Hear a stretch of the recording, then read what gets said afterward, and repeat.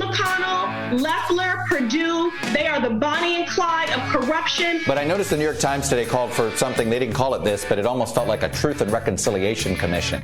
Is that something that our current politics could allow to happen? Bush killed hundreds of thousands of people abroad, brown and black people in faraway countries that we don't care about.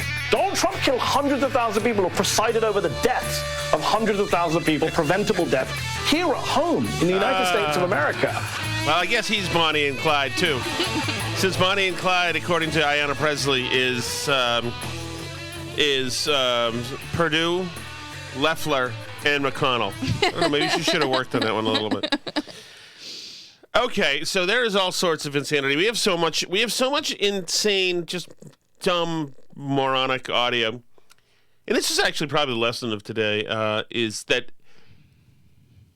if there's anything I think we should take away from our politics and media, it's that these people are by and large dumb people. They are dumb, mostly they are dumb people. They have, most of them have very nice degrees and are told they're very smart. Yamiche Alcindor just won a big award. She's an incompetent, unintelligent reporter. There's a bunch of that in the White House press corps. Well, and let the record show, I think that the problem isn't with people being dumb. It's with a bunch of dumb people getting told they're geniuses who ought to be running the world, who are much, much smarter than your average. Because, I mean, a lot of people aren't very smart. Who cares? It's not all about being smart in life. But, the problem is when you take dumb people and you empower them to think that they should be running the world. Because they're much smarter than you. The reporter who really just has a job to do, and people talk about this all the time, that reporters used to be very blue-collar people. Some of them went to college, some of them didn't. Some of them just had a whiff of education. But they had real-life experience. A lot of the wave of reporters, journalists who came out of World War II had very different life experiences previous to those people. Then these people have been coddled, have made their way into getting really prestigious degrees from hugely progressive colleges, etc. And then, of course, they go on to be surrounded by exactly like-minded activist reporters, and they give each other awards and fet each other as much as possible. The person who says this... It felt like we're being rescued from this craziness that we've all lived through from the last 40 years, and now here are the superheroes to come and save us all.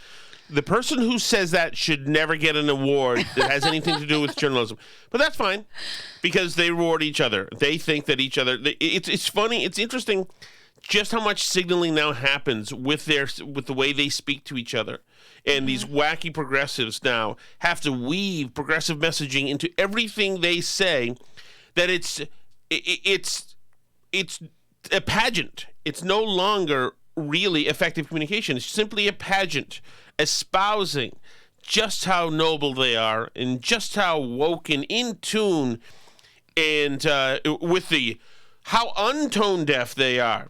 If you don't weave the words as well as they do, you are tone deaf. And we're going to play the new Secretary of the Interior, which I thought was a fairly limited in scope job description. It is no longer. It is no longer.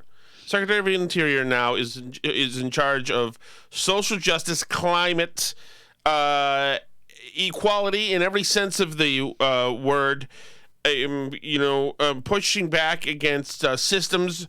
My God, I didn't know. It's a really big job now. It didn't used to be. It used to be national parks, Indian Affairs Bureau, and a couple of other things. No. It's secretary of everything. There's a lot of that happening now. But there's some breaking news. The new COVID relief package, apparently they've got a deal struck. Alice, I think the people want to know how much money they're getting. So it's supposed to be $600 per person. The spring was $1,200 per person. And so that's a check for $600 for Alice, $600 for Tom. Right. I am not totally clear if they're counting kids. We also got $500 per kid in the spring, which if you're us is really great. Yes. But for some people that part doesn't really matter that much. But for us, that was really a game changer. Yes. Was the children that we put all that money into their robust college funds. We very cleverly had lots of children. So that I'm not totally clear. I haven't been able to find it in any of the news stories in the last like 20 minutes since this has been out or whatever. But yeah, $600 per person, so half the amount if you're an adult that you got in the spring. And that is supposed to pass by Sunday night. They have supposedly reached a deal. Which to the people listening is tonight or tomorrow. Yes. And then No, or yesterday. That's right. Yeah. The furthest in the past Sunday night's going to be for you is yesterday. Yeah, some people listen a little later too. Right. I don't know. Anyway. For us, it's Sunday night. Now 6:23 Eastern Mountain Time, and it's going to be $300 per week additional unemployment. Unlike it was $600 per week additional unemployment in the summer. So that'll be that more money that for gravy train, Alice. Schools, coronavirus testing, and vaccine distribution. So there were some more negotiations. So $600. They're supposedly getting the text finalized. And the thing is that this is a total McConnell victory, and this is essentially this package. And McConnell said it tonight, and he's right. Is that this could have happened 5 months ago? This didn't need to take this long. Well, so the total, for those of you deficit hawks out there, the total was $900 billion. So if you're keeping track, Pelosi started at $4 trillion, came down to 2-point-something trillion eventually, and the Republicans had offered them $1.6 trillion, and they wouldn't take that. That was in October. Republicans said, "How about $1.6 trillion?" And the Democrats said no. So this is Nancy Pelosi's negotiating prowess. Is with all her clever negotiation techniques, she managed to get them down to exactly where the Republicans started. Right, and so, she had been, Mnuchin promised her the world and was willing to do whatever she wanted all through the summer. Right. She kept jerking him around, essentially. She wanted to use this. She didn't want relief. She wanted to use it to blow out Republicans in the election in November. And people suffered in the meantime, and businesses and livelihoods were destroyed. And then the election came, and people actually blew out many Democrats for it, which was a really uplifting thing to see that the people saw right through the ruse. And the reason why now Pelosi has had to submit here to what she would have called a pittance just she called $1.6 trillion a pittance a few months ago. She rejected $1.6 trillion and ended up with $900 billion. So well done, Pelosi. Great negotiating. Exactly. And hopefully her caucus is mad at her because there's no doubt that AOC will be rip-bleep because they have learned the lesson of slogans like defund the police and celebrating socialism is damaging, and for her to hold the country ransom for an election win was disgusting. And the reason why she's capitulated so easily this time is Georgia, really. The Georgia election. And she doesn't want to get beat up there again. I'm sure that she is hoping to God that this is an investment, that if the Democrats can win Georgia, and they could now. It's more likely than it was before. And Republicans have themselves to blame. And Trump is not helping the cause down there. Oh, no.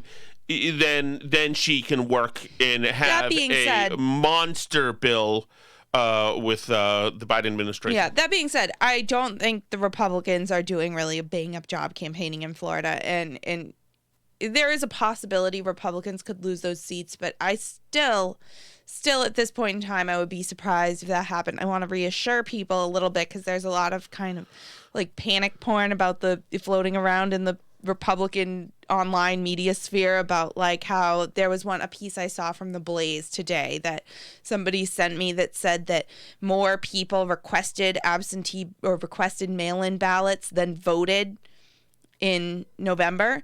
And that is true, but fewer people have requested mail-in ballots than requested mail-in ballots for November.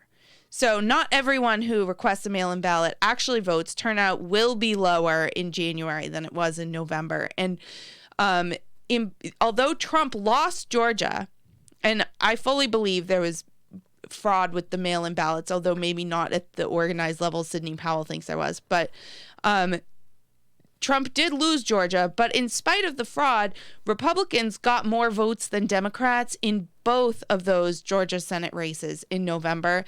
This is just their primary process, basically, is how this works. So with turnout set to be lower in January, I do think there's still a very strong chance Republicans will hang on to, if not both, then at least David Perdue's seat.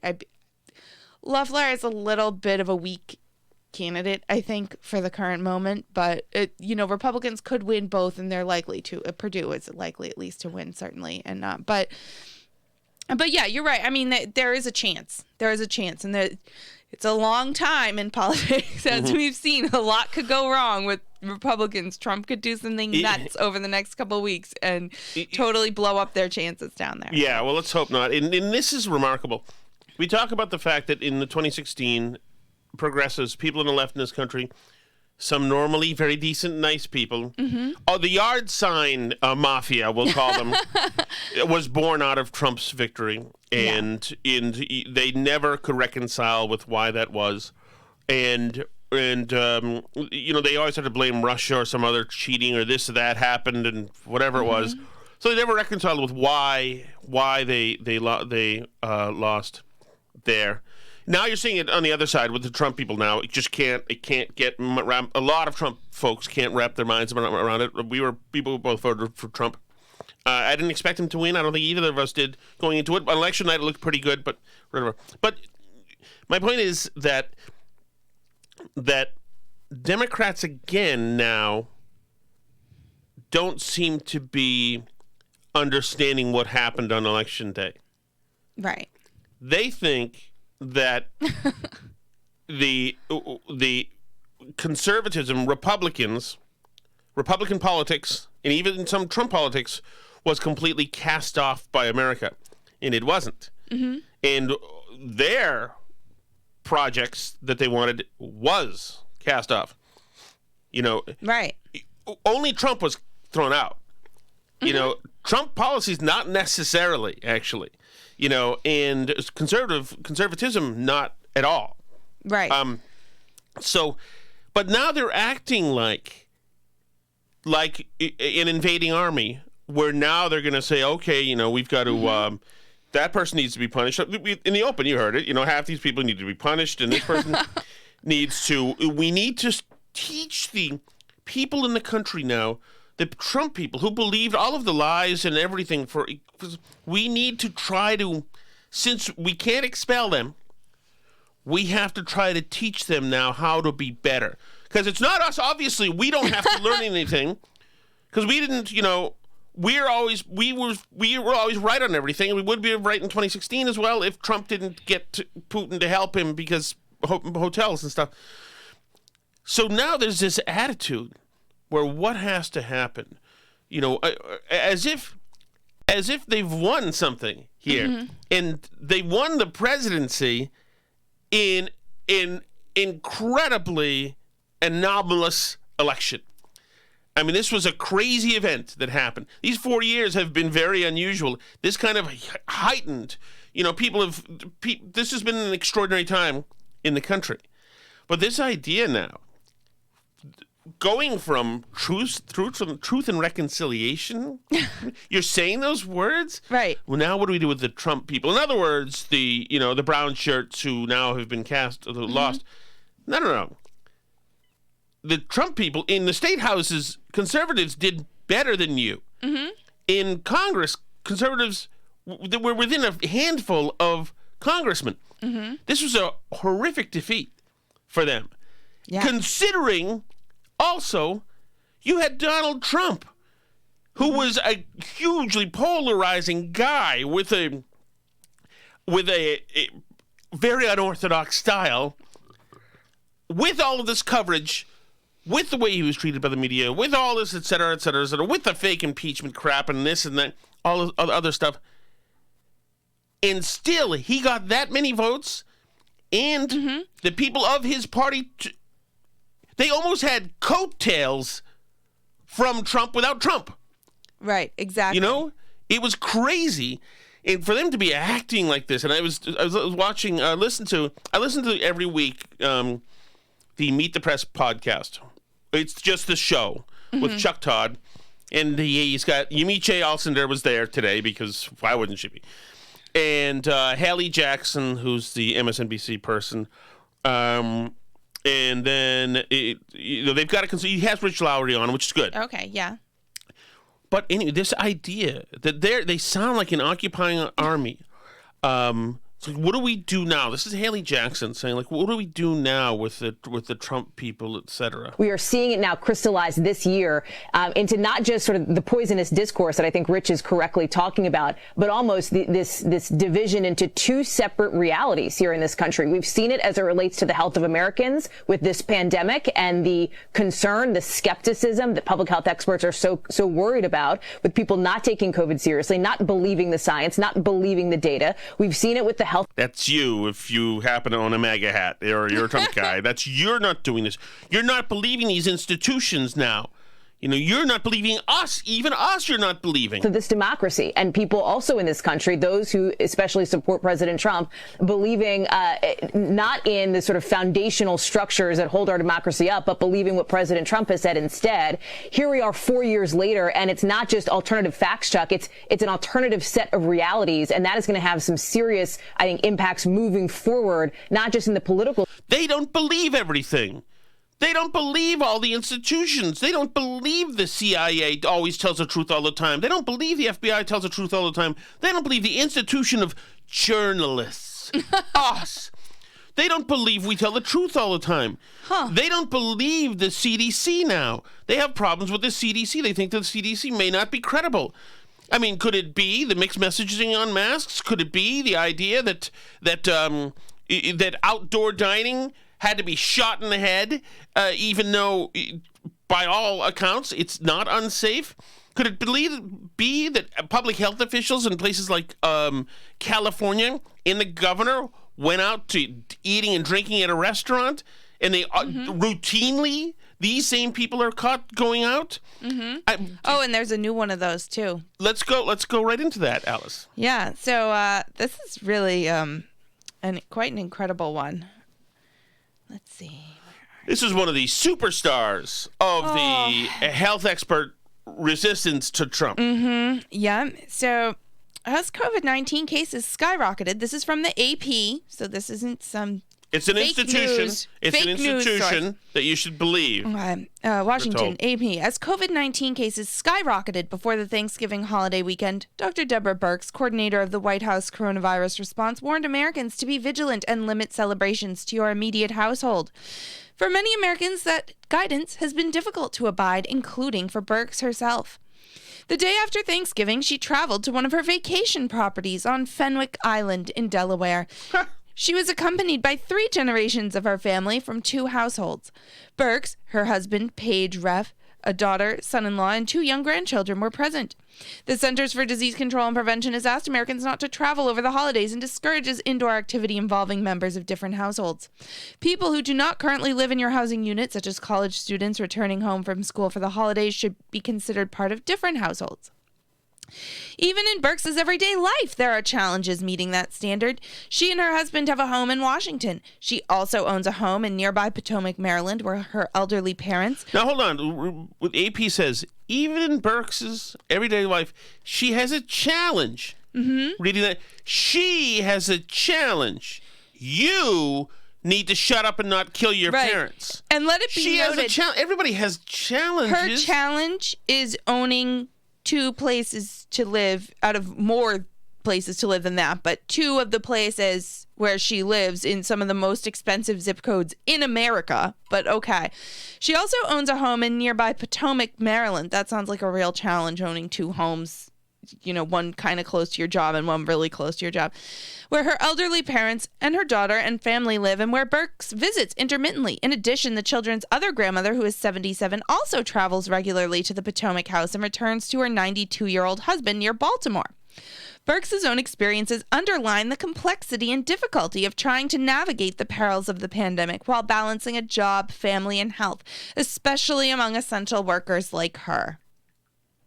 Is that what you think of when you think essential worker? People with struggles to navigate during the pandemic. Read that sentence again. I'm sorry, I got to. So this is she's just like grocery store workers who've lost their childcare here. So Birx's own experiences underline the complexity and difficulty of trying to navigate the perils of the pandemic while balancing a job, family, and health. Especially, isn't it nice to have complexity? Especially, I want to be able to have complexity. I want the restaurants in Massachusetts that are being fined to let the health officials know that they have complexity. Who knew? Everybody else's life is so, humdrum and, owning easily 3 homes really can complicate things for right. you. If you're in a pandemic, it can be really extra difficult for you if you own 3 homes. If you own a pizza shop, you don't have complexity, and you're stupid. You make you just want have people the to dough, die. you have tomato sauce, maybe a tip jar over here. You might do chicken wings too.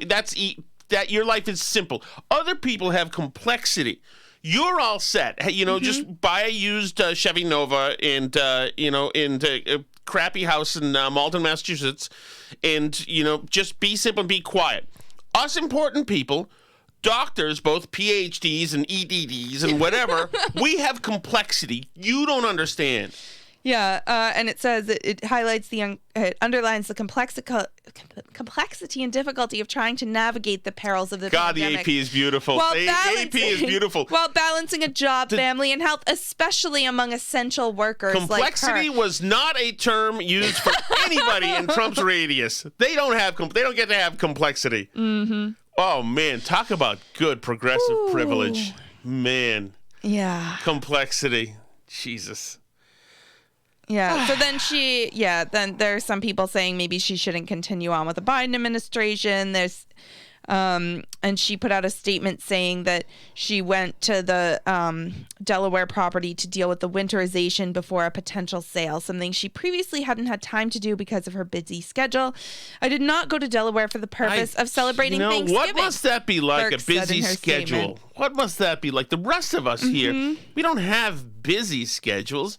We're stupid, I've just watched the freaking who's the lion guy, Tiger King, on a loop and with my mouth breathe, and we don't have complexity or busy schedules. We don't have hard things to do like selling our vacation home on. Right. Sorry, what was the island called that her vacation home is on? Sorry. Or friends with Fenwick Island, our Fenwick Island vacation, and we don't have to deal with problems like that. Thank goodness. Thank goodness you and I have simple little lives where we don't have problems. Yes. Like Dr. I was Birx. weighing it this weekend today. Do I go to the Haverhill Market Basket in the pastry section, the bakery section, where the stuff is half rotten and discounted, or Fenwick Island? And it could have gone either way. In the end, I went for Market Basket because, complexity. I don't want that kind of problems, right? Like, life is tough if you're Dr. Birx. Oh, yeah. And well, here's the AP, too. And then you have these, the complexity issue. Is not one that's ever had to work through when they talk about Trump voters and people who supported Trump. They're not complex. They need to be reckoned with. Yamiche, what kind of appetite do you think the Biden administration's going to have? I talked about a COVID commission. I think that's likely to happen, something like that.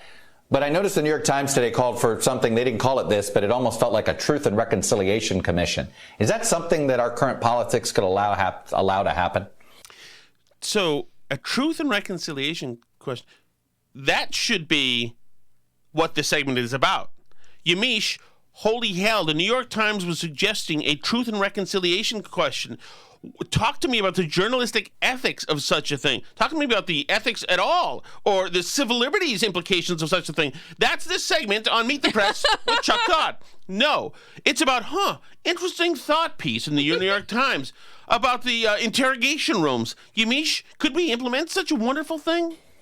I think because of this thing that former President Obama called truth decay, it's very hard to have a Truth and Reconciliation Commission when Americans can't agree on the... It was said best by Barack Obama, so you know.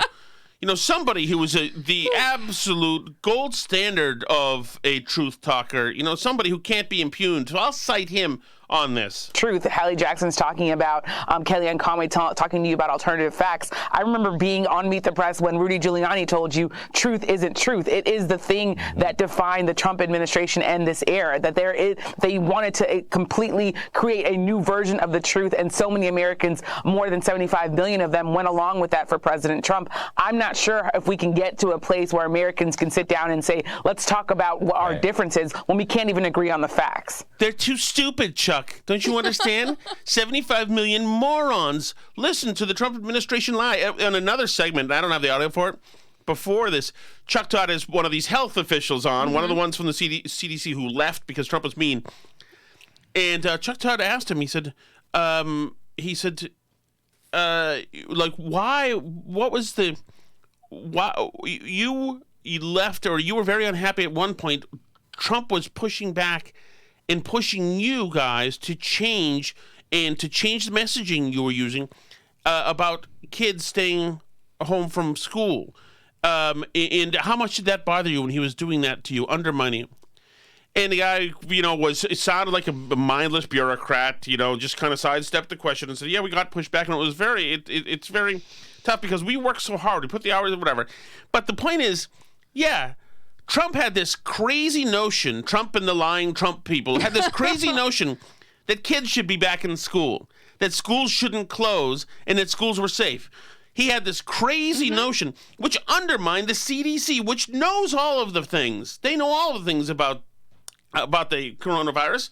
The CDC said, no, we can't have the kids back in schools. You have to be out of the schools. Right. Trump said go back to school. CDC now is on team back to school. But Trump was undermining them then. But I think what you're forgetting is that the real public health threat of going back to school is not actually COVID. Any guesses what another big public health threat was in the news this year? I don't know if you remember. Public health threat? Was it the racial reckoning? Yes. Racism is a much bigger public health threat than COVID, I was told this summer. And reopening the schools under these conditions can be very risky for kids suffering from the epidemic of racism in America. I don't know if you've heard anything about this, but certainly I have it on very good authority that some very smart people in New York are concerned about this and are fighting back, actually. Have you heard, Thomas, of the Dalton School in Manhattan? No, but it sounds very nice. I assume it's not named after the hero from Roadhouse. No. Do you know the hero from Roadhouse? No. The great Patrick Swayze as Dalton, Pain Don't Hurt? No. You'll DM us if you... Let me know, people of comparable or older age, exactly what Alice needs to ingest. Have you not seen Roadhouse? No. Oh, Alice. I don't know what you'll think. You're kind of cool, so you may think it's cool. It's a frighteningly horrific thing. And the fact that people of my generation loved it tells you that we were adequately stupid. Oh, okay. All right. Well, but I can tell you, was this the one that you played some of on the yes, podcast a few Pain months Don't ago? Hurt. That's okay. right. Yes. Okay, good. Well, anyway, his name was Dalton, just so you know. His name was Dalton. I don't think this is named after that, Dalton. Probably not, but we will check. This is a very highly regarded school in Manhattan. It costs $54,000 a year to send your kid there. And they were in the news earlier this year because they weren't going to reopen because of COVID. $54,000. So, and some parents were upset about this at the time because they pay $54,000 to send their kids there for Zoom classes. So, anyway, they're back. This blogger managed to get a hold of, this is from the Naked Dollar blog, from a finance tech guy. And he managed to get a hold of this letter that the faculty wrote to the school because the faculty doesn't want to reopen the school. The school decided maybe they should actually reopen, and the faculty is not having it because of the other public health epidemic in America.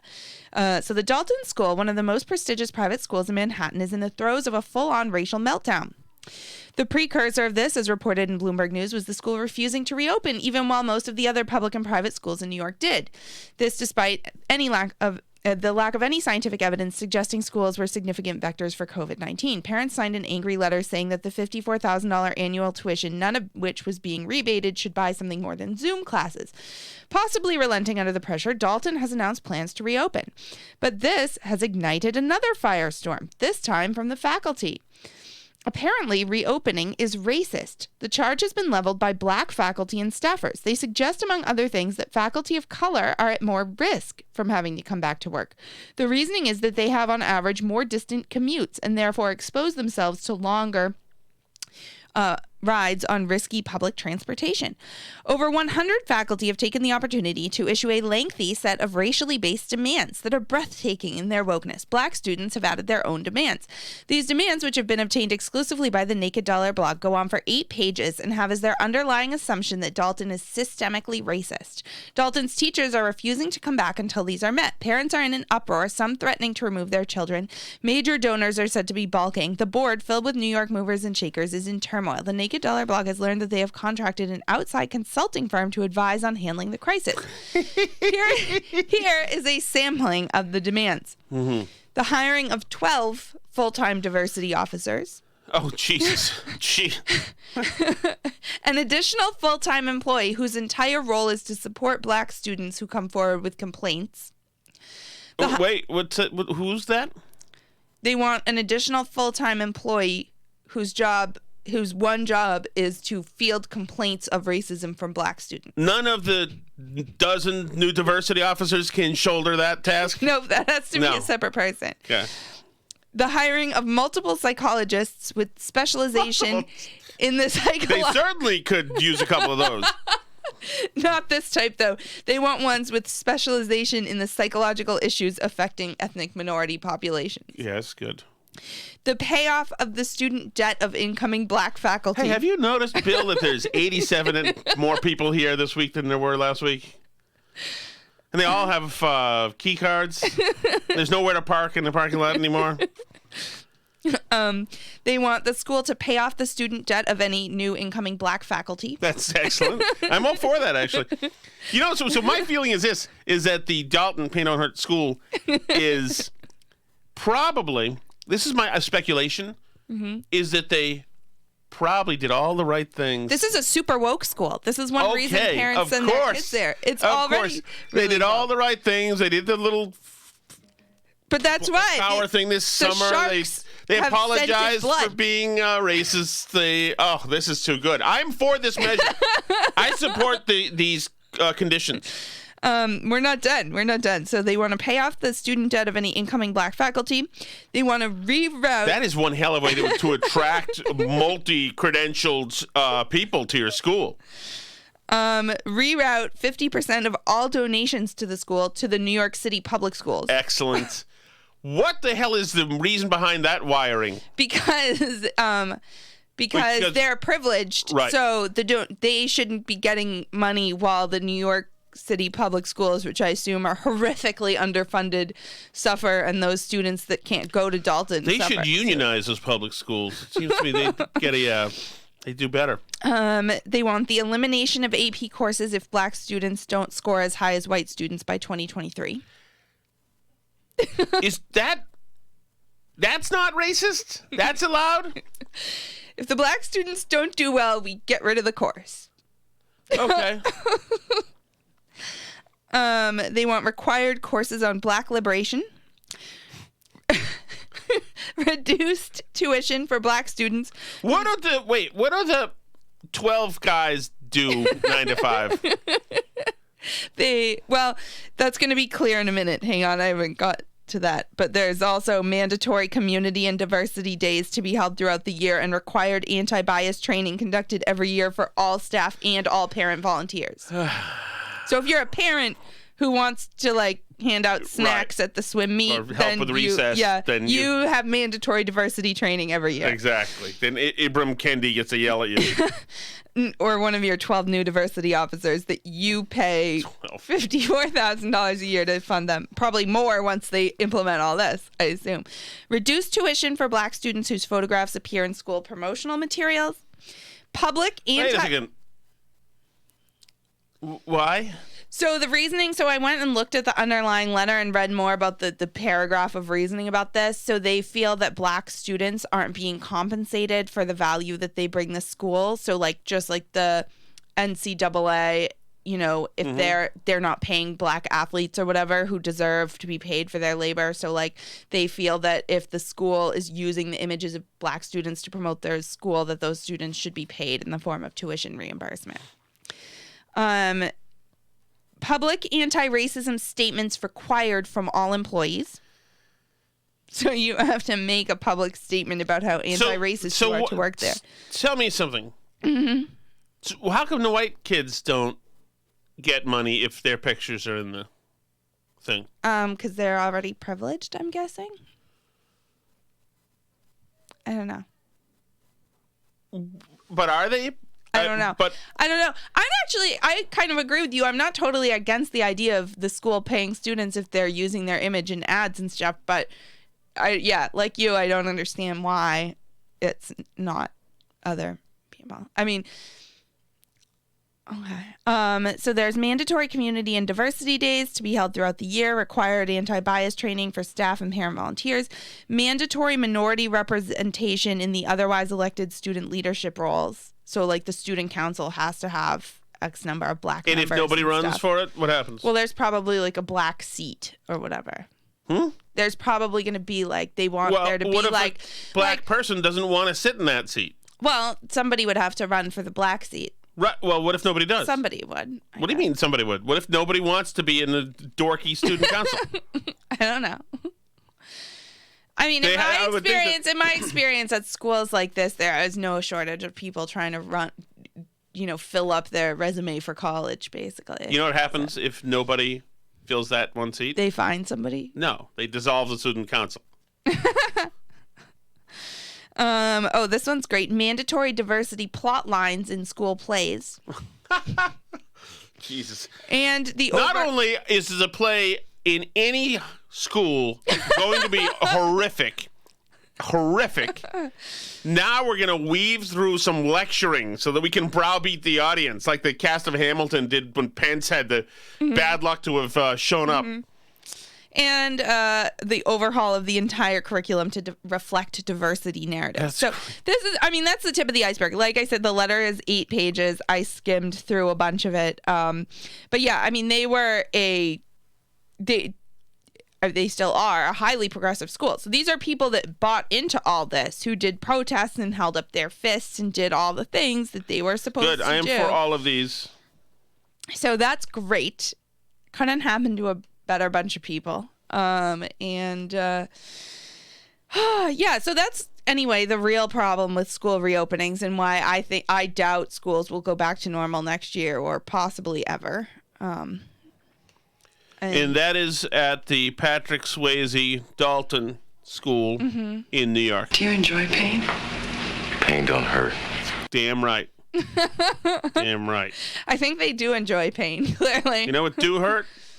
If you run afoul of one of the 12 new diversity enforcement squad members. Jesus. That's great. So, yeah. What else you got there, Alice? Anything else? Oh, yeah.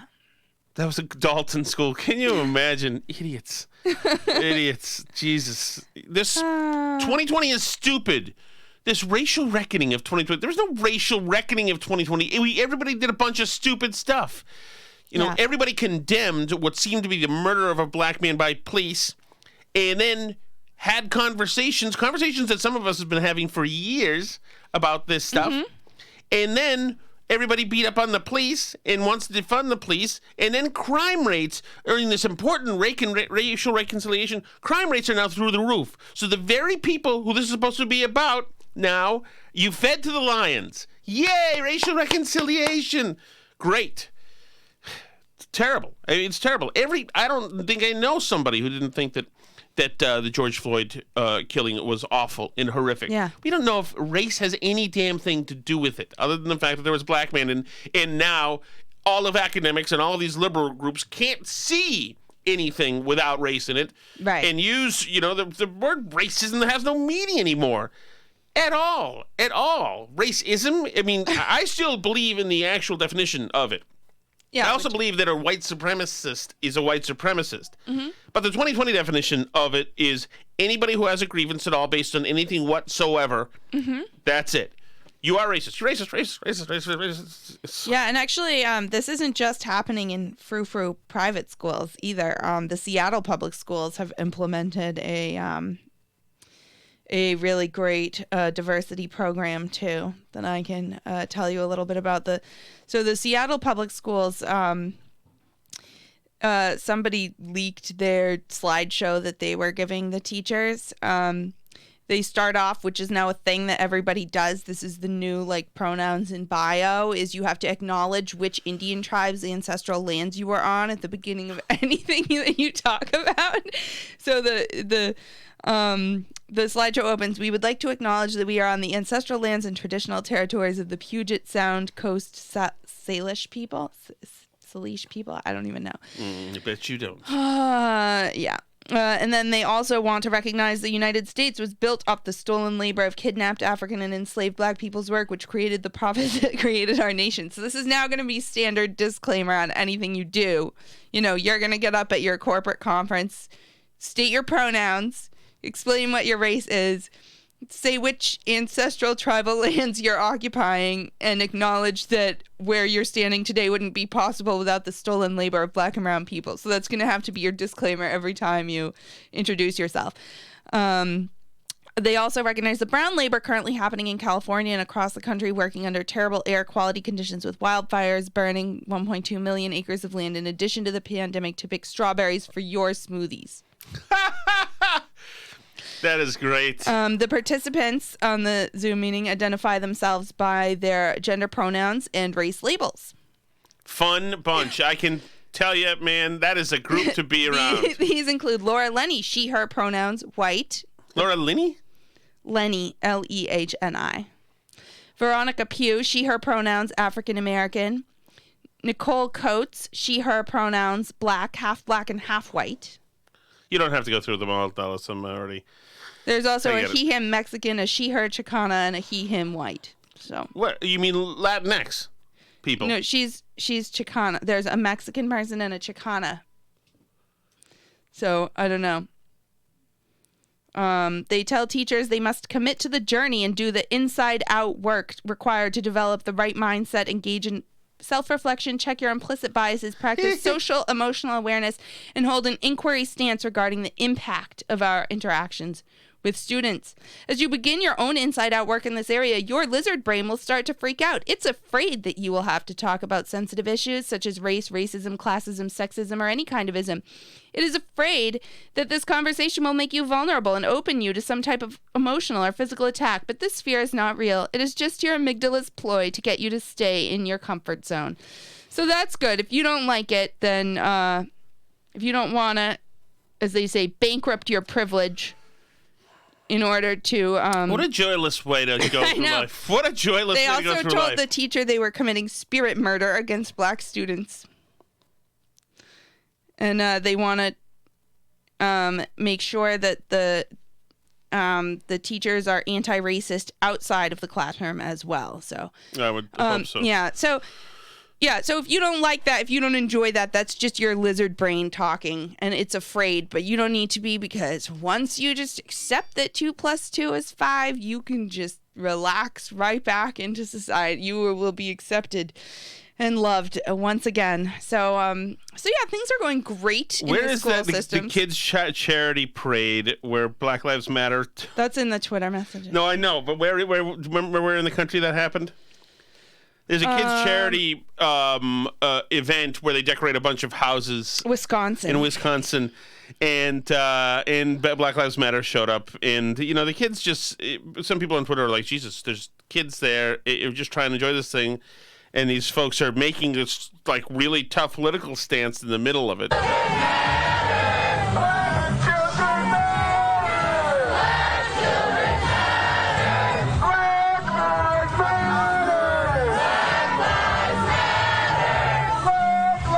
So as for kids with cancer, maybe we can just, I don't know, take a little time off. Black kids get cancer too, I'm pretty sure. Yeah.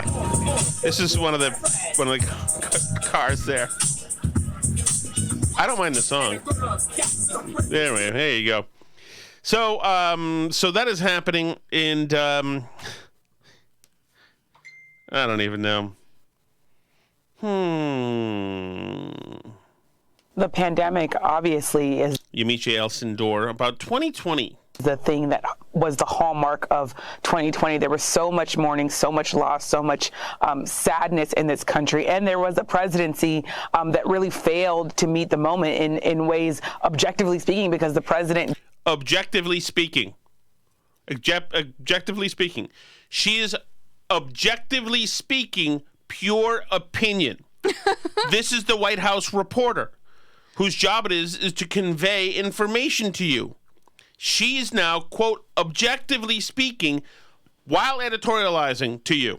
Downplayed the virus. He didn't take it seriously. It's large part based on my reporting why he lost. He didn't take it seriously, which is why there's no vaccines anywhere in this country yet, and I assume there will never be. Didn't take it seriously, even though your buddy Bill Nye, the science moron, said we wouldn't get vaccines for 2 years. The election, I think you couple the pandemic's terrible loss with the political upheaval. And I also want to point out the statistic that I think continues to stick with me, which is that African Americans are more than 2.5 times to 3 times more likely to die than white Americans of the coronavirus pandemic, in the same year that African Americans are some 2.5 times to 3 times more likely to be killed by the police than white Americans. So this was also a year where the pandemic exposed the long-standing inequalities in this country, and it showed that African Americans and people of color continue to not be treated as equal citizens in this country. So I think that is the thing that sticks with me. It's those dual crises of healthcare and economy, as well as the racial reckoning that continues to happen. And it's for those reasons why we have to go burn down black-owned businesses, celebrate the destruction of black neighborhoods, and cause the crime rate, where the victims are black, to go through the roof. Yeah, not to mention ticketing black people for not following the rules. And South Texas is having a big problem with this because ProPublica did a big story about how they put in these really heavy duty restrictions because these communities, which are primarily minority communities along the South Texas border here, were getting hit super hard by COVID. And they now have hundreds of people in jail and about 2,000 people ticketed, predominantly minorities, by the police, who I thought we were supposed to hate this year. I can't even keep track of where we are because they weren't following COVID rules. And it seems to me that somehow that's a little bit counterproductive, that we should be able to reach a point where we can say we're going to keep minority communities safe from a virus without throwing them all in jail for breaking our rules that we're totally willing to break ourselves because we're important rich people who have vacation homes on Fenwick Island and eat, hundreds of dollars per person dinners at French Laundry and go to golf clubs without masks and all these other things. But no, minority communities break the rules, throw them in jail. So that's great. Perfect. One last thing. I don't mean to pick on Yamiche. It's just that I happen to be watching Meet the Press today, and this is so important to talk about the media and their role going forward. Remember, now they're covering Joe Biden. They're covering the president. They covered the last presidents, I would say, closely and with fervor. Now they've got a new president to cover. To scrutinize the president is a good thing. It's healthy. It's healthy for us to know what's going on. Absolutely. And it's important. If you're a reporter, a good reporter, especially when you're dealing with seasoned politicians and their flacks, many of them are seasoned as well, you don't accept any premise. You can't allow yourself to be led anywhere. You have to scrutinize and dissect everything these people say. Remember, to be antagonistic antagonist is not a good thing to be. You don't want to be jerk yelling at the press people, but you don't want to be friendly. I mean, these are not your pals. So just one thing caught me. One last thing that Yamiche said about Trump's handling of the Russian hack, which is a big deal, which we should talk more about tomorrow, which is a big deal. And Trump so far has barely said anything. We don't know what the administration will do. I assume they'll step into action if they already aren't. It might be something that they're going to have to work with the Biden people on. But regardless, here's Yamiche on Trump's reaction to the Russian thing. And Democrats demanding that the president do more, be more strenuous, be more hard on Russia. The president just can't get himself there. President Trump can't do it. President-elect Biden is going to try. Biden's going to try. Trump can't. Biden will try. Biden, I know, it's confirmed. He will try. He will try. She knows he's going to try, not because she knows he's going to try, but she has a feeling he's a good guy. He's the good team. Yes, the good team's going to try. Biden's going to try. Based on what, you mean? No, he's going to try. We know that. Jesus. Ridiculous. Who was yelling? Okay. For a little bit more media coverage, Margaret Brennan from CBS's Face the Nation. She, Jesus, what a crazy year. This really has exposed the stupidity. She's yelling at the Surgeon General, Jerome Adams. She wants the president to get a vaccination. His feeling is that the president doesn't have to get a vaccination. Because he already had the disease. Well, at least you'd think that's a reason. But she's not. She wants him getting a damn vaccination.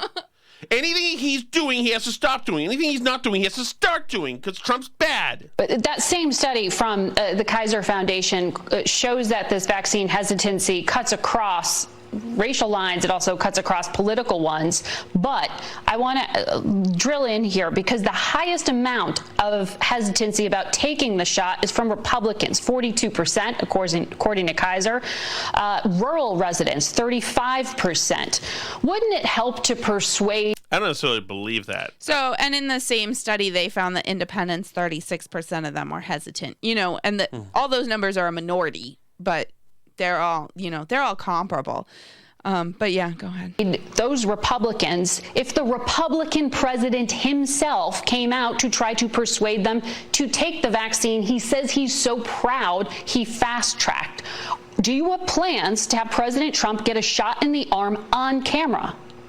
From a scientific point of view, I will remind people that the president has had COVID within the last 90 days. He received the monoclonal antibodies, and that is actually one scenario where we tell people maybe you should hold off on getting the vaccine, talk to your health provider to find out the right time. But that doesn't make you immune. There is a medical reason. That doesn't make you immune. Politics aside. He's a public health expert, Margaret. He just cited the science, Margaret. These are sacred things. Well, it does not, but we know that monoclonal antibodies, if you've been administered them, actually are a potential reason why medically we would tell you to hold off on the vaccination. Okay, so if he can't take the shot, which you're saying is for medical reasons, you think, why doesn't he at least come out and do the public service announcements to the people who voted for him, who trust him, and the vaccine he says he's so proud of? He created the vaccine. Operation Warp Speed is Trump's deal. The vaccine is available and becoming more available because of what he did. No. He has to go over there and demonstrate, put on a performance. We're into performances now. He needs to. The guy who played Gandalf did it. Trump needs to. And I want to pose a not totally hypothetical question to you, which is, if Trump went out there and got the vaccine, do you think that these same people would be cheering for him to get the vaccine and pleased with him? No, I think that the 50,000-word New York Times, what's that squad they have that writes the important stuff? The editorial board? No, the people who broke the Catholic scandal. The Globe Spotlight? The Spotlight team would be talking about how this man who not only created the COVID disaster in the United States and didn't take it seriously, then is taking advantage of all the healthcare worker stuff. He stepped in line in front of every other American. And let me tell you, Ana Navarro, who's one of our most favorite people, tweeted this morning, because Marco Rubio got the vaccine, honey, on camera with his white arm and got the shot. She tweeted, young, healthy senator who spoke at rallies packed with thousands without masks, who supports Trump, who's downplayed COVID and mocked those who wear masks, is first to get vaccine, while most medical workers, elderly, and infirm Americans wait. Congratulations on your privilege, Marco Rubio. That's about what you'd expect. This is all of this stuff is just emotions. Margaret Brennan here asking questions of this guy. These are just her emotions. What she's really just saying is, I bleeping hate Donald Trump so freaking much. Right.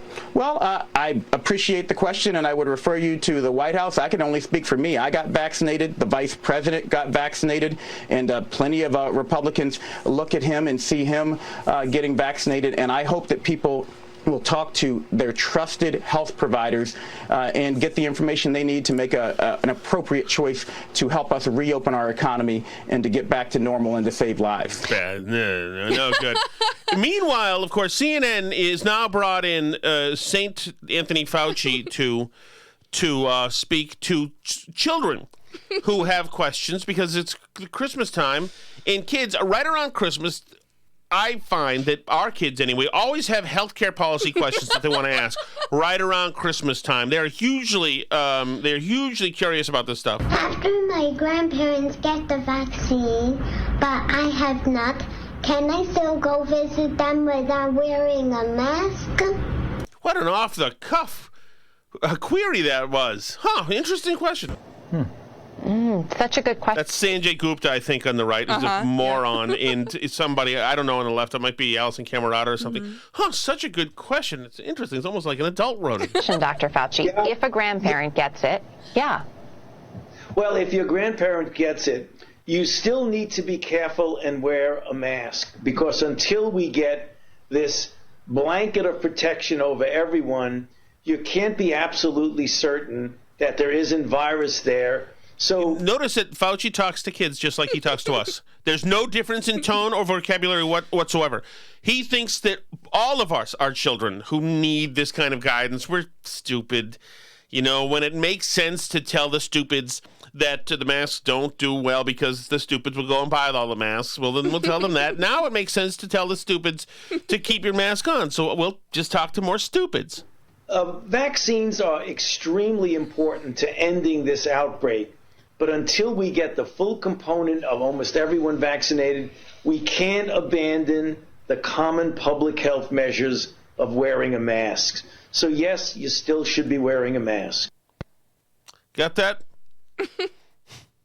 Where is it? I've got something. There's another Fauci one. Yeah. Okay, here we go. So that's so then they bring out more kids in front of the Zoom cameras to ask these off the cuff questions. It's around Christmas, so as usual, it's about antibodies, etc. How did Santa get the vaccine? And Elmo's back for something else that I think is on a lot of kids' minds. Elmo's been employed now.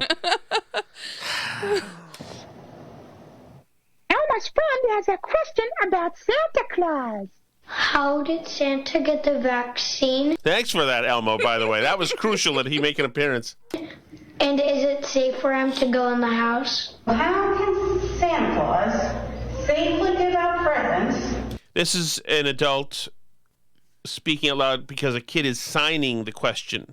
Because, of course. With COVID-19 spreading everywhere, how can he do it? Will Santa still be able to visit me in coronavirus season? What if he can't go to anyone's house? Or what if my acting is subpar and it seems like I'm reading this piece of paper? Near his reindeer. Oh, Jesus. Well, how dirty should you be feeling if you're CNN right now? But then again, no, I mean, why not? Grab the kids, chuck them in front of the TV, grab Elmo, do whatever it takes. And if in Florida, somebody goes in and shoots the hell out of a school and killing, 24, young teenagers in high school, grab those kids from the drama club next door, throw them under the Klieg lights, make them stars to slam the president and gun rights people. CNN loves using kids. It's really incredible. And I mean, so there's just the pure consumerism terribleness of CNN doing this, and Sesame Street and Fauci and the whole thing, and the parents coaching up the kids to say these totally natural questions that kids always ask. Coach better, by the way. But also, there's something really sinister and weird about what we have done to kids during the COVID pandemic, and it creeps me out that kids would even be wondering that. Like, they've so frightened and terrorized their kids about the idea of anyone coming in the house that something magical and happy like Santa Claus is now a potential source of fear for children. Yeah. That, oh no, well, what if Santa comes in? I've heard that having people in my house can make everyone die. So what if, how can Santa come in? Santa wants you to inform on the neighbors. I have to say I took care of that for you because I was worried that you'd all be upset. So what I did a little while ago, I took a trip up there to the North Pole. I went there and I vaccinated Santa Claus myself. I measured his level of immunity, and he is good to go. He can come down the chimney. He can leave the presents. He can leave, and you have nothing to worry about. Santa Claus is good to go. Dr. Fauci. But will he have to remove his mask to eat the cookies, Dr. Fauci? This is on the cable news network where two of the journalists are involved in a skit where a public health official makes up a story to kids who are also reading off of a script. They're doing a vignette. Fauci, you've made so many kids around the world so happy just now. Except for the ones doing self-harm because you've kept them inside and are doing the bidding of the teachers' unions because the very non-political CDC is, is cowed just like everybody else. Well, and, I mean, then on Twitter, like when I was looking up this post, and a bunch of the replies to it are people saying like, oh my God, I just teared up. That's so touching. I'm like literally crying because Fauci said he vaccinated Santa. And I'm thinking, like, what is wrong with people? Like, who sees that? And it's like, that is so touching. Wow, that's beautiful. But, the government official went and vaccinated Santa. Like, wouldn't we think, by the way, that Santa doesn't need a vaccination? Wouldn't we think that he's been through, this is not his first rodeo. He was through the Spanish flu, too. Mm-hmm. He goes through a whole bunch of stuff. He delivered presents to kids during the air war in Europe. Right. I think that maybe Santa's powers... Yeah, and did they allow him to not need Anthony Fauci in his life? Well, and I mean, did they do sketches on the BBC in World War II about how will Santa's sleigh not be hit by the German bombers? Fauci, look, thank you so much for being with us today. I think I speak for everybody, probably in the world. I'm thanking you for all. I speak for everybody in the world. All of your hard work, all of your diligence in helping us fight this coronavirus. We wish you a happy, healthy holiday, and I might add, a happy 80th birthday on Christmas Eve as well, sir. Thank you so much. Thank you very much, Sanjay. Thank you, Eric. It's great to be with you. Thank you for having me. I think I speak for everybody in the whole world. Meanwhile, award-winning Michelle Cinder is saying, we know Joe Biden's going to do something really good. Jesus. Well, it reminds me of like when we talked about the Jill Biden stuff the other day, and they reported on it. They were like, this was roundly dismissed as a totally sexist attack. Everyone acknowledge. Yes. I think we speak for everyone She's a hell of a doctor. World. She's an amazing doctor. That's exactly we speak right. for everyone in the world when we say this was sexist. Well, you know, she famously punched a bully who was mean to her sister. Now, you once said in your own memoir, the role I have always felt most at home in. Colbert in this interview is so ridiculously disgraceful. He's so happy. He's elated. His feelings aren't hurt anymore, and he's asking questions, and he's got a tie on again. I thought we were in fascism right now. Well, yeah, but I think he's too over. The aura of the Biden relief is so on the horizon now that he's... Is Dr. Biden. Now, some people have recently taken upon themselves to question that title of yours. Do you have any reaction to those people? Yeah, that was such a surprise. It caught me by surprise as well. I did not see that. Stephen, calm the frig down for a moment. Don't breathe her in quite yet, okay? That one coming. No, nor did I. And, it was really the tone of it that I think that, he called me kiddo. And one of the things I'm most proud of is my doctorate. I mean, I work so. I find that freaking bizarre. I find that bizarre. By the way, who has a list of things that they're proud of themselves about? One of the things, I mean, there are a lot of things. One of them, by the way, is the doctorate. Is that I paid a transaction for somebody to give me guidance on something to write, and then I wrote something to them, and then they gave me a piece of paper that's on my wall, and now I can call myself something different. That's one of the things I'm very proud of. There are a lot of things, but that's one. Who the frig would care? Who would care? Who's proud of anything you do in college? I don't understand that. I live in the United States in 2020. I'm one of the luckiest people in the history of civilization ever, and I got my diploma today from Northeastern University, and I'm really proud of me for it. That in peacetime, I was able to take mediocre, subpar, or, as a dumb person, was able to, do monotonous work and whatever between partying. So now I'm proud of me, you see, and I've got a thing on the wall there, and I get to be called a special name. Now, you have to call me a special name. How is that not, extremely classist? I think, too, that people with bachelor's degrees should demand to be called bachelor everywhere they go. Right. And master's degrees, master and bachelor, they should all go around. No, if master's going far else. Hard for it. And my, Joe came when I defended my thesis, and... But, I got to hand her a doctorate on the stage, University of Delaware. She had 2 master's degrees. She kept going to school all the time while teaching at night. And then what happens is I said, Jill, why don't you get a doctorate and make us some real money? She gets the doctorate and gets a $2,000 raise. Well, okay. That's, how the Biden family gets money, I think. Well, I think that's what we've learned this year. Yeah, the big man was looking for a better kickback than $2,000, Jill.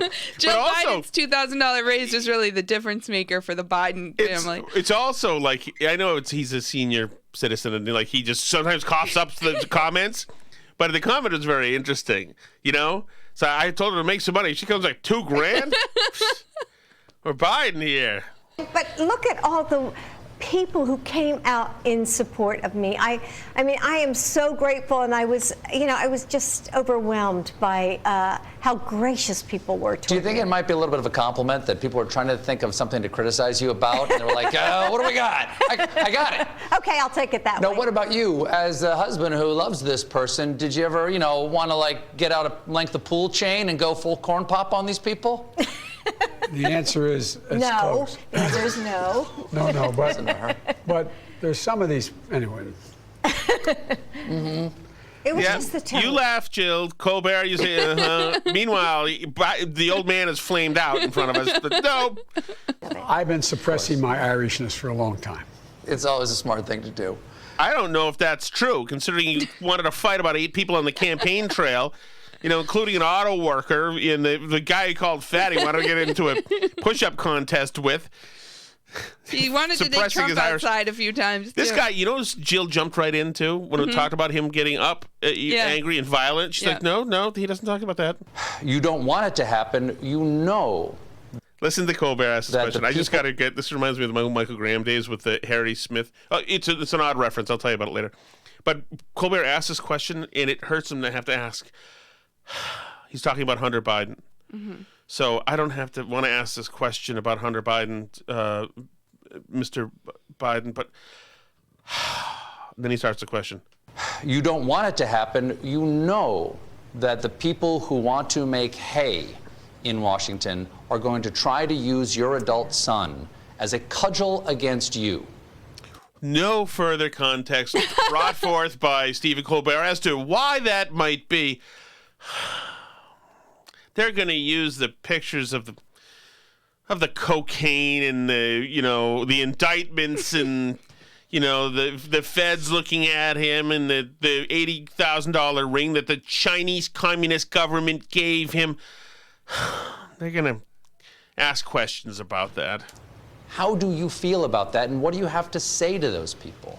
Well, look, we have great confidence in our son. I am not concerned about any accusations been made against him. What do you mean? That's your intelligence services.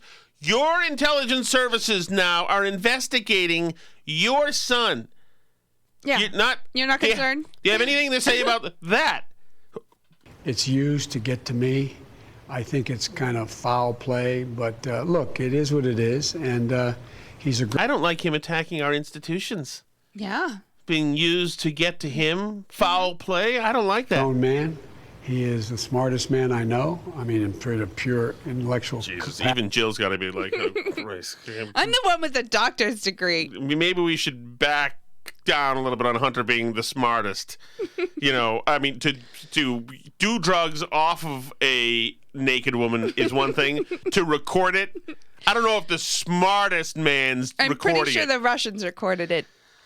But well, who knows? Who knows? And if he actually did drop off laptops, which doesn't seem like something, I would hope that he's a better dirtbag than that. Capacity, and as long as he's good, we're good. As a father, I understand that, and I admire that. But I mean, in terms of your job as president, can you reach across the aisle to people who will be using this as an attack on you when it is such a personal attack because it's about family? But if it benefits the country, yeah. Not what Colbert's wanting to hear. Please be pissed off at these SOBs for doing this. Your completely innocent son who has not engaged in any kind of behavior, who I would ever make fun of on a comedy show, usually, if I wasn't a partisan activist, Yes, I really mean it. Because we know who we are. You're a better man than I. I'm not sure if I could do that. If that's possible. I mean, doesn't mean I'm not angry. It doesn't mean I wasn't angry, and it doesn't mean if I were back in the days in high school, I wouldn't say, "Come here," and go around. But you have to take. There's Jill again. There's Jill again. Every time he starts to say something violent, she's like, "Well, fantasize about beating people up." Yes. But because look, there's so much at stake, and the American people, I think they can smell the phoniness, smell what's true and what's not true. Not everybody smells people like you do, Joe. So, Boris Johnson, I have bad news for the Brits. This sucks for you guys. I'm sorry about that, but they are lucky. There's no doubt there is a coronavirus spike, etc., and that's tragic. Lockdowns are also tragic. Given the early evidence we have on this new variant of the virus, the potential risk it poses, it is with a very heavy heart, I must tell you, we cannot continue with Christmas as planned. In England, those living in Tier 4 areas should not mix with anyone outside their own household at Christmas, though support bubbles will remain in place for those at particular risk of loneliness or isolation. It is nice to have a communicator, though. I no matter what, I'm always going to like Boris Johnson because he's nuts and bright. I like Boris Johnson. Yeah, I stumbled on one of our children has been unfairly compared to Boris Johnson for his hairstyle. So anyway, Londoners, Boris tells them that everybody is locked down as of like midnight, 72 hours ago, whatever.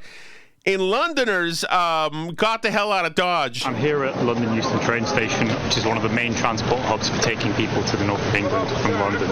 It's pretty packed tonight, and the reason is Boris Johnson is going to put London into Tier 4 of lockdown restrictions as of midnight, which means that people won't be able to leave the city and they won't be able to mix for Christmas. That means that a lot of people are trying to escape before midnight in order to see their relatives.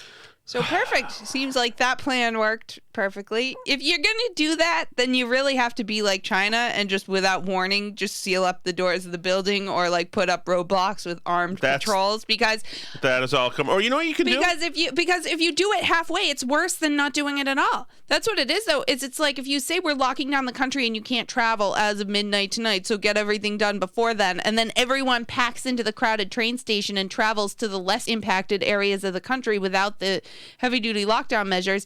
That's the same thing we saw here. Immediately, all the New Yorkers went to vacation homes in more rural areas and brought the virus there.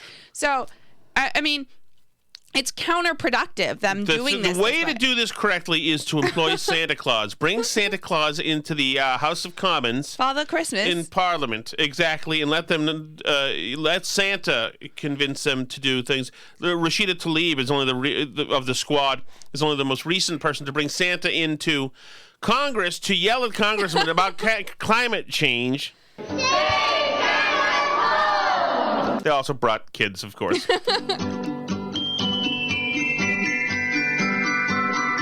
So today, Santa came to the U.S. Capitol. We're right outside of the House floor, the United States House of Representatives, and came and talked about the need to save his home. We know the climate crisis is something that we're all very, very much worried about, especially mothers like myself.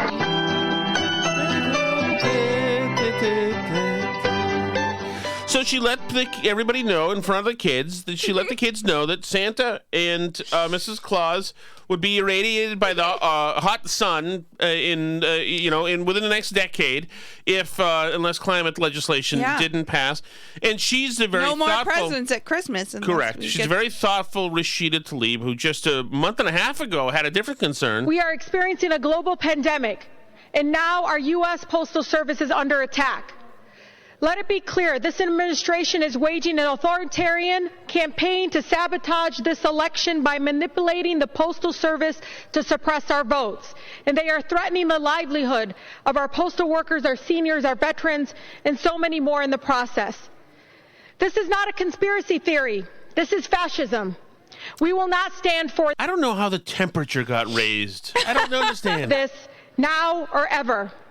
In Michigan right now, machines capable of sorting 35,000 pieces of mail per hour have disappeared from postal facilities. Brave workers are blowing the whistle and saying that they've never seen anything like this. Meanwhile, Ayanna Pressley of Massachusetts, also a squad member, has a very astute metaphor for Mitch McConnell. Remember in Bonnie and Clyde, there was Bonnie, Clyde, and Mitch. Georgia, do your thing. I know we're asking a lot to Georgia, but do your thing, Georgia. Do what you do. All eyes are on Georgia. Mitch McConnell, Loeffler, Perdue, they are the Bonnie and Clyde of corruption. They are all the same. We need to regain control of this Senate. Georgia, do what you do. I could not have said any better, so I'm just going to leave it right there. Thank you, journalist. They're the Bonnie and Clyde, I guess, of politicians. Mitch, David Perdue, and Kelly Loeffler. Bonnie and Clyde. And Clyde. Meanwhile, over on MSNBC with Chris Hayes, he brought in Mehdi Hassan to talk about Trump and his handling of COVID. And he, of course, very respected thinker in journalistic communities, has his own observation. I mean, the two worst presidents of the last 100 years are the last two Republican presidents, the current one, Donald Trump, and George W. Bush, which speaks volumes about the modern Republican Party. And also, when you compare Trump and Bush, Bush killed hundreds of thousands of people abroad, brown and black people in faraway countries that we don't care about. Donald Trump killed hundreds of thousands of people, or presided over the deaths of hundreds of thousands of people, preventable deaths, here at home in the United States of America.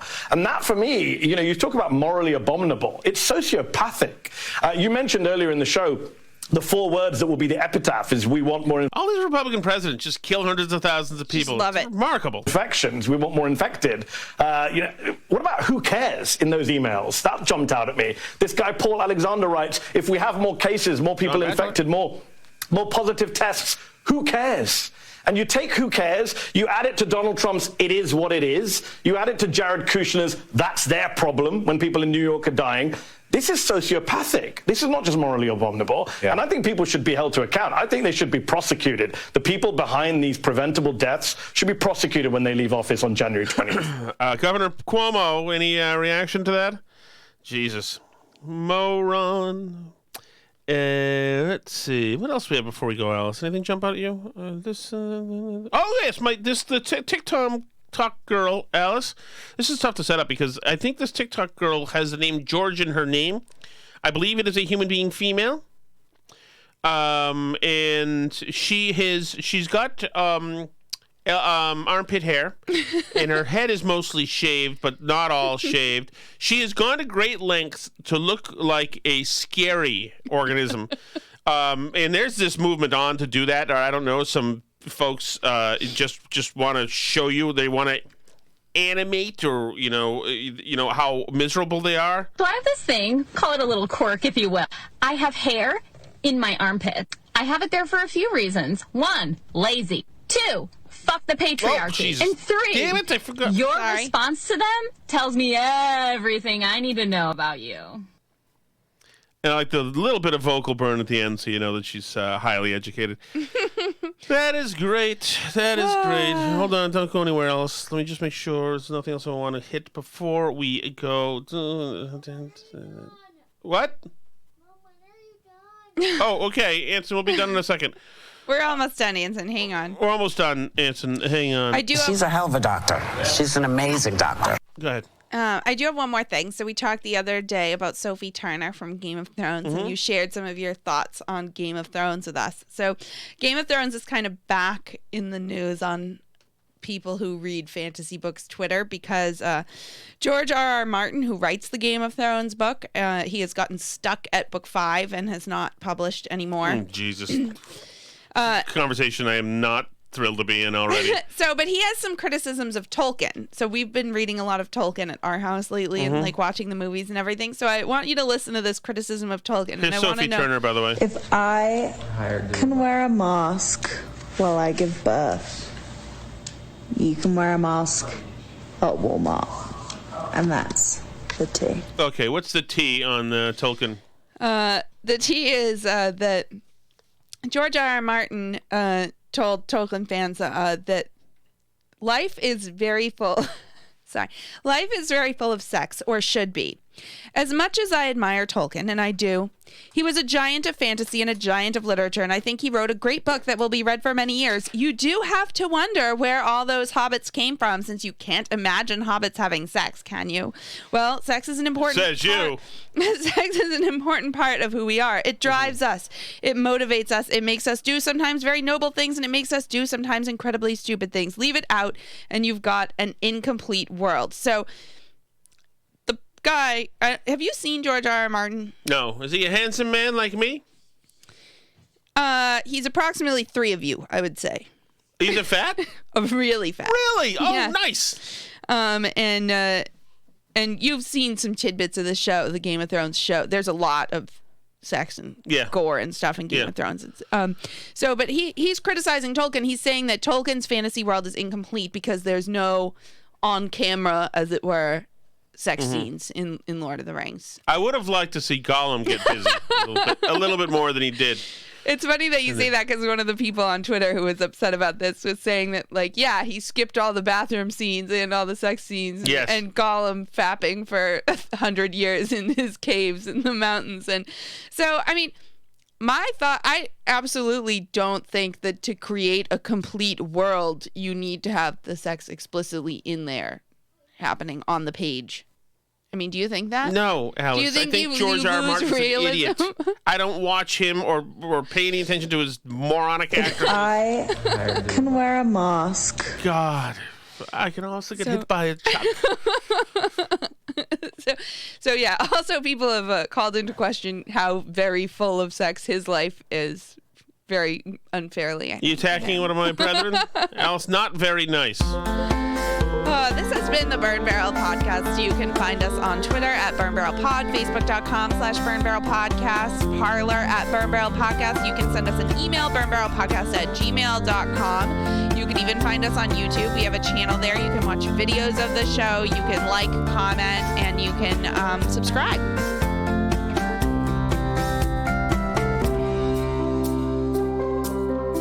C'est la vie.